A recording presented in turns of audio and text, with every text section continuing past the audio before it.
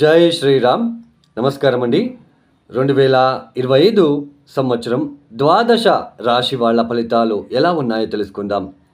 ముఖ్యంగా ఈ సంవత్సర ఫలితాలు అనేవి మనం ఎలా తెలుసుకుంటాము అంటే దీర్ఘకాలిక గ్రహ సంచారం చేసే గ్రహాల వల్ల మనం తెలుసుకుంటాం. దీర్ఘకాలిక అంటే సంవత్సరం పొడవుగా ఒకే రాశిలో ఉంటూ సంచారం చేయబోతున్న ఆ గ్రహాల నుంచి మనము ఎలాంటి ఫలితాలు వస్తాయో మనము తెలుసుకుంటున్నాం. అంటే ముఖ్యంగా శని, గురు, రాహు, కేతు ఈ 4 గ్రహాల నుంచి మనకి ఈ సంవత్సరం అంతా ఎలా ఉంటుంది, గురుబలం ఉందా, శని బలం ఉందా, ఇలా మనము తెలుసుకుంటున్నాం. అంటే శని 2.5 సంవత్సరాలు తీసుకుంటాడు ఒక రాశి నుంచి ఇంకొక రాశికి మారడానికి. గురువు గారు ఒక రాశి నుంచి ఇంకొక రాశికి మారడానికి 1 సంవత్సరం పాటు తీసుకుంటున్నారు. రాహు కేతులు ఇద్దరు కూడా ఒక రాశి నుంచి ఇంకొక రాశికి మారడానికి 18 మాసాలు తీసుకుంటున్నారు. ఇక్కడ ముఖ్యంగా ఈ గోచార ఫలితాలు అంటే రాశి ఫలితాల మీదే ఎక్కువ మంది డిపెండ్ అవుతున్నారు. మనకంటూ ఒక స్వజాతకం అనేది ఉంటుంది. ఇప్పుడు గురుబలం ఉంది, శని బలం ఉంది, చాలా బాగుంటుంది అని చెప్పినప్పటికీ కొంతమంది కామెంట్స్ పెడుతున్నారు, మీరు చెప్పినట్లా జరగట్లేదు అని. ఎందుకు అంటే మీ జన్మ జాతకంలో ఏదైనా గ్రహదశ జరుగుతూ ఉన్నప్పుడు, ఏదైనా గ్రహదశ అంటే దుస్థానానికి సంబంధించిన గ్రహదశ జరుగుతూ ఉన్నప్పుడు, మీ జాతకంలో శని బలహీనపడ్డప్పుడు, అక్కడ గోచారంలో ఇప్పుడు శని మీనరాశికి వెళ్తున్నాడు, అక్కడ అష్టకవర్గ బిందులు తక్కువ ఇచ్చి ఉంటే ఆ ఫలితాలు అనేది పూర్తిగా రావు. దశాభుక్తి మనం మ్యాచ్ చేసుకోవాలి. ఇప్పుడు ఫర్ ఎగ్జాంపుల్, ఇప్పుడు ఒక వ్యక్తికి శని మహాదశ అనేది జరుగుతున్నది. ఆ వ్యక్తికి శని బలిష్టంగా ఉన్నాడు, మంచి స్థానాల మీద ఉన్నాడు, మంచి నక్షత్రం మీద ఉన్నాడు. సో బలిష్టంగా ఉన్నాడని అర్థం. ఆ దశ కొద్దిగా బాగా జరుగుతూ వెళ్తూ ఉంటుంది. అలా ఆ దశాభుక్తి జరుగుతూ ఉన్నప్పుడు సపోజ్ మధ్యకాలంలో కానీ లేదా ఎప్పుడైనా సరే ఆ దశాకాలం పీరియడ్లో ఏళ్ళనాటి శని వచ్చినప్పుడు కొద్దిగా డిస్టర్బెన్స్ ఫీల్ అవ్వడానికి ఛాన్సెస్ ఉంటుంది. ఎందుకంటే ఏళ్ళనాటి శని కదా, ఇక్కడ శని మహాదశ అంటే మీ జాతకంలో శని బలిష్టంగా ఉన్నాడు కాబట్టే ఏళ్ళనాటి శని వచ్చినప్పటికీ కొద్దిగా డిస్టర్బెన్స్ ఫేస్ చేస్తారు. ఏళ్ళనాటి శని వచ్చినప్పుడు అందరికీ ఇబ్బందులు రావు, ఇది బాగా గుర్తుపెట్టుకోండి. అదే ఒక వ్యక్తి జాతకంలో శని బలహీనపడ్డాడు, పూర్తిగా బలహీనపడ్డాడు.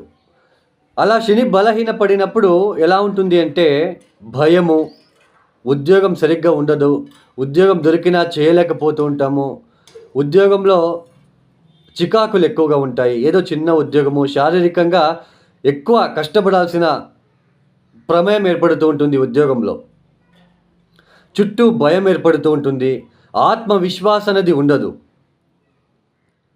ప్రతి విషయంలో ఆటంకాలు, సమాజంలో మనకి అవమానాలు జరుగుతూ ఉంటాయి శని బలహీనపడ్డప్పుడు.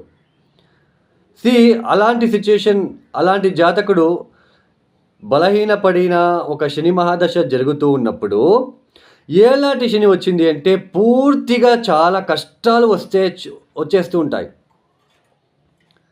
అంటే మీ జాతకంలో శని బలిష్టంగా ఉన్నప్పుడు ఏళ్ళనాటి శని వస్తే ఏదో కొద్దిపాటు ఇబ్బందులు వస్తాయి. మీ జాతకంలో శని బలహీనపడినప్పుడు, ఆ దశ జరుగుతున్నప్పుడు, ఆ సమయంలోనే ఏళ్ళనాటి శని వచ్చింది అంటే పూర్తిగా డిస్టర్బెన్స్, చాలా ఇబ్బందులు. ఇలా అండి అష్టకర్గ బిందువులు. తర్వాత ఏ దశాభుక్తి జరుగుతుంది, ఆ దశాభుక్తి జరిగేటప్పుడు శని మహాదశ జరుగుతూ ఉంటే ఆ శని ఎక్కడున్నాడు, ఒకవేళ శని మహాదశ జరుగుతూ ఉంది, శని బలిష్టంగా ఉన్నాడు, సో లాభస్థానంలో శని వచ్చాడు అంటే చాలా మంచి ఫలితాలు. అర్థమైందా అండి? ఒకవేళ ఒక వ్యక్తి జాతకంలో శని బలహీనపడ్డాడు, శని మహాదశ జరుగుతూ ఉంటుంది, ఉద్యోగం లేక ఏ చిన్న ఉద్యోగం చేస్తూ కష్టపడుతూ చాలా మానసికంగా, శారీరకంగా ఆత్మవిశ్వాసం లేకుండా ఇబ్బందులు పడుతూ ఉంటాడు. అలాంటి సమయంలో అలాంటి వ్యక్తి జాతకంలో ఉన్న శని మహాదశ జరిగేటప్పుడు లాభస్థానంలో శని వచ్చి, ఆ లాభస్థానంలో గోచారంలో శని వచ్చి అక్కడ గనక అష్టకర్గ బిందులు ఏ 4, 5, 6 ఇచ్చి ఉంటే ఈవెన్ ఇక్కడ మీ జాతకంలో శని బలహీనపడి శని మహాదశ జరిగి మిమ్మల్ని ఇబ్బంది పెట్టినప్పటికీ ఈ లాభస్థానంలో గోచారంలో శని వచ్చినప్పుడు మిమ్మల్ని గ్రాడ్యువల్లీ రైజ్ అయిపోతారు. మంచి ఉద్యోగం దొరుకుతుంది ఆ సమయంలో. ఇది అండి, ఇలా మనం చూసుకోవాలి. ఇది మీకు అర్థమైందని భావిస్తున్నాను. మీరు అర్థం చేసుకోవాలి అనే ఉద్దేశంతోనే ఇది చెప్పడం జరిగింది. తర్వాత చాలామంది ఏళ్ళనాటి శని, అష్టమ శని, పంచమ శని, చతుర్థ శని జరిగేటప్పుడు శనిదేవుడి దగ్గరికి వెళ్ళి కొన్ని దీపాలు పెట్టి వస్తూ ఉంటారు. సో అలా మనకి ఎక్కువ శని ఇంపాక్ట్, శని నెగిటివ్ ఇన్ఫ్లుయెన్స్ జరిగేటప్పుడు కాలభైరవేశ్వరుని పూజించాలి. కాలభైరవేశ్వరుని ఎక్కువ తలుచుకోవాలి. కాలభైరవేశ్వరుడు టెంపుల్కి ఎక్కువ వెళ్ళాలి. కాలభైరవేశ్వరుడికి బూడిద గుమ్మడికాయ దీపాన్ని పెట్టాలి. నీలమణి వేసుకోవడము ఇవన్నీ అవాయిడ్ చేయాలి. ఏళ్ళనాటి శని, పంచమ శని, అష్టమ శని, చతుర్థ శని జరిగేటప్పుడు ఇబ్బంది పెట్టడానికి వచ్చి ఉంటాడు. మళ్ళా మీరు శనిదేవుడి దగ్గరికి సంబంధించిన వస్తువులని వేసుకోవడము, నీలమణి, నల్లబట్టలు వేసుకోవడము ఇవన్నీ చేయకుండా మీరు కాలభైరవేశ్వర ఆరాధన చేయాలి. అప్పుడే ఆ నెగిటివ్ ఇంపాక్ట్ తగ్గేది. సో గోచారంలో వచ్చినప్పుడు గురుబలం ఉంది, అయినా మాకు పెళ్ళి కావట్లేదండి, మీరు గురుబలం ఉంది, వివాహ యోగం అని చెప్తున్నారు, పెళ్ళి కావట్లేదు. వై? మీ జాతకంలో చెడు గ్రహాల దశ జరుగుతున్నప్పుడు, సో నెగిటివ్ ఇన్ఫ్లుయెన్స్ జరుగుతున్నప్పుడు ఇబ్బందులు ఉంటాయి. అక్కడ మీ జాతకంలో ఏ దోషాలు ఉన్నాయో వాటికి సంబంధించిన పరిహారాలు చేసుకోవాలి. చిన్న చిన్న సింపుల్ రెమెడీస్ వేళ్ళ కొద్దీ ఉన్నాయండి. చూడండి, అందరికీ హోమం వర్తించదు. అందరూ హోమం చేయించుకోగానే ఆ నెగిటివ్ ఇన్ఫ్లుయెన్స్ తగ్గదు. ఇది బాగా గుర్తుపెట్టుకోండి. జంప్ స్టోన్ వేసుకోగానే కోర్టు సంపాదిస్తాము. This is fake, this is wrong sentence. కొన్ని సింపుల్ రెమెడీస్ వేళ్ళ కొద్దీ ఉన్నాయి. ఫర్ ఎగ్జాంపుల్, చంద్రుడు అంటే ఏంటి? నీళ్లు, వాటర్. ఈ ఎండాకాలంలో వాటర్ అందించండి. లేని వాళ్ళకి వాటర్ ఇవ్వండి. ఎవరైనా వాటర్ అడిగితే కప్పులో పూర్తిగా ఇవ్వండి, అర్థం సగం ఇవ్వకుండా. సో ఇది అండి, ఇలాంటి రెమెడీస్ వేల కొద్దీ ఉన్నాయి. ఆ గ్రహము జలతత్వ రాశిలో ఉందా, అగ్నితత్వ రాశిలో ఉందా, భూతత్వ రాశిలో ఉందా, వాయుతత్వ రాశిలో ఉందా చూసుకొని మనము పరిహారాలు చేసుకుంటూ వెళ్ళాలి. సో ఇది అండి. సో ఇక 2025 మార్చి 30వ తేదీ శని భగవానుడు కుంభరాశి నుంచి మీనరాశికి వెళ్ళి సంచారం చేస్తున్నారు. తర్వాత గురువు గారు మే 13వ తేదీ వృషభ రాశి నుంచి మిథునానికి వెళ్ళి సంచారం చేస్తున్నారు. ఇక రాహు కేతులు మే 18వ తేదీ తర్వాత రాహు కుంభంలోకి, కేతు సింహంలోకి వెళ్ళి సంచారం చేస్తున్నారు. ఇక ద్వాదశ రాశుల వాళ్ళ ఫలితాలు ఎలా ఉన్నాయో తెలుసుకుందాం ఒక్కొక్కటే. ఇక 2025వ సంవత్సరంలో మేషరాశి వాళ్ళకి ఎలాంటి ఫలితాలు ఉన్నాయని తెలుసుకుందాం. ముఖ్యంగా మేషరాశి వాళ్ళకి ఈ ఒక సంవత్సరంలో గ్రహ సంచారం తెలుసుకున్నట్లయితే శని భగవానుడు వచ్చేసి 2025 మార్చి 30వ తేదీ మీ ఒక వ్యయస్థానానికి వచ్చి సంచారాన్ని చేయబోతున్నారు. అంటే ఏలనాటి శని అనేది ప్రారంభమవబోతున్నది. ఇక గురువు గారు చూసుకుంటే 2025 మే 13వ తేదీ వరకు వృషభ రాశి, అంటే మే 13వ తేదీ వరకు మీకు గురుబలం అనేది ఉంటున్నది. మే 13వ తేదీ తర్వాత ఈ ఒక తృతీయ స్థానానికి వెళ్ళి సంచారం చేయబోతున్నారు. అంటే తృతీయ స్థానంలో మీకు గురు భగవానుడు పూర్తిగా చెడు లేదు, పూర్తిగా శుభుడు కాదు, అంటే మిశ్ర ఫలితాలని ఇస్తున్నాడు. అది ఎలా అని మీకు వీడియోలో చెప్తాను. తర్వాత రాహు కేతులు వచ్చేసి ఇక్కడ ముఖ్యంగా రాహువు 2025 మే 18వ తేదీ తర్వాత మీ లాభస్థానానికి రాబోతున్నాడు. ఇక కేతుని చూసుకుంటే పంచమ స్థానం అంటే సింహరాశికి వెళ్ళి సంచారం చేయబోతున్నారు. ఈ గ్రహ సంచార రీత్యా ముఖ్యంగా మేషరాశి వాళ్ళకి శని గ్రహ గురించి మనం చూసుకున్నట్లయితే శని భగవానుడు వ్యయస్థానంలో సంచారం చేయబోతున్నాడు. అంటే ఇక్కడ ముఖ్యంగా ఈ ఒక శని అనేది ఏళ్ళనాటి శని ప్రారంభమవుతున్నది. ఈ ఏళ్ళనాటి శని వ్యయస్థానానికి వచ్చినప్పుడు ఎలాంటి ఫలితాలు, శని ఒక రాశికి వచ్చినప్పుడు ఒకలాంటి ఫలితాలు ఇస్తూ ఉంటారు కర్మానుసారంగా. 12వ స్థానానికి వచ్చినప్పుడు ఒకలాగా ఫలితాలు, జన్మరాశికి వచ్చినప్పుడు ఒకలాగా ఫలితాలు, ద్వితీయ స్థానానికి వచ్చినప్పుడు ఒకలాగా ఫలితాలు, తృతీయానికి వచ్చినప్పుడు ఒకలాగా ఫలితాలు. ఇప్పుడు వ్యయస్థానానికి వస్తున్నాడు కాబట్టి మేషరాశి వాళ్ళకి కొద్దిగా ఆరోగ్యరీత్యా సమస్యలు తలెత్తే సూచనలు ఉంటాయి. కొద్దిగా శారీరకంగా బరువు తగ్గడం లాంటిది, లేదా ఒక టైర్డ్నెస్, ఎందుకో చాలా టైర్డ్గా ఉంది, నేను పడుకోవాలనిపిస్తూ ఉంటుంది అని అనుకోవడం లాంటిది. తర్వాత ఖర్చులు పెరగడము. బిజినెస్లో కావచ్చు, ఈ ఒక సమయంలో బిజినెస్ వైజ్ ఎక్స్పాన్షన్ చేయాలి అనేది మాత్రం తగ్గించుకోండి. తర్వాత జాబ్ చేంజ్ చేయాలి అని మాత్రం అనుకోకండి. ఎందుకంటే మీ ఒక దశమాధిపతి వ్యయస్థానానికి రాబోతున్నాడు. ఈ ఒక సమయంలో ప్రయాణాలు ఎక్కువగా ఉంటాయి, వృథా ప్రయాణాలు ఎక్కువగా ఉండే ఆస్కారాలు ఉంటాయి.